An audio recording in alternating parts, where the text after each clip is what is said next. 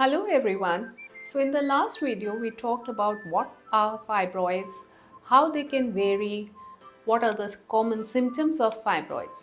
So in this video I would like to discuss the treatment options available to women who have been diagnosed with fibroids. The most important thing is that not all fibroids require treatment. If the fibroid is small, it is not causing any symptoms, we do not want to do any medical or surgical treatment for you. At the most, all it will require is a monitoring, which would probably mean a yearly scan just to find out if the fibroid is growing in size. And if at any particular time the fibroid starts growing in size, then we will contemplate a treatment option for you. And most fibroids fall in this category. So fibroids which are either growing in size or are causing symptoms like heavy menstrual bleeding or are causing infertility will require treatment. Depending upon the location or number of the fibroids, we actually tailor make the treatment for you. So if you have a small fibroid lying in the uterine cavity, that is, if there is a small submucous fibroid, the way to go is hysteroscopic myomectomy.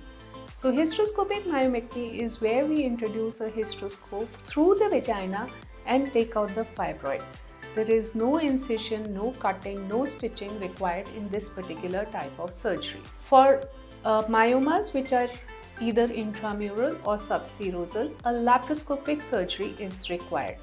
Laparoscopy is a surgery in which small incisions are made on your abdomen through which instruments are inserted and the surgery is done.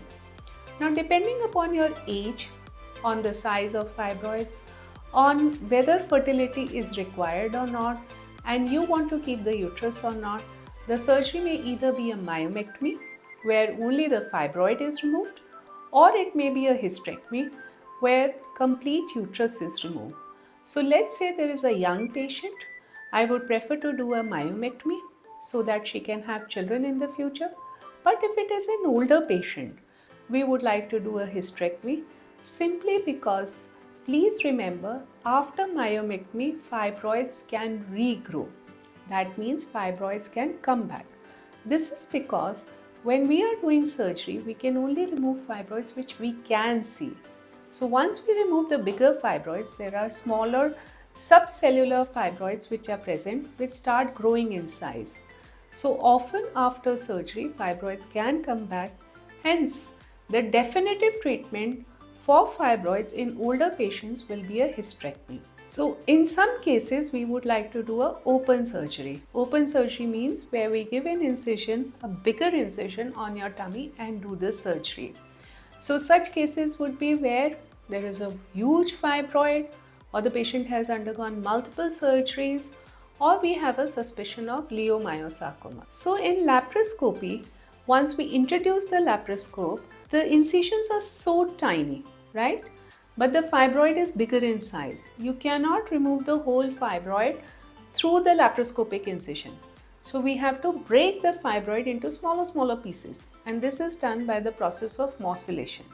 So in a fibroid which is growing in size or which is very big, morcellation may either not be possible or it may not be suitable, because if we suspect a leiomyosarcoma or a cancerous growth in the fibroid, then the cancer is likely to spread.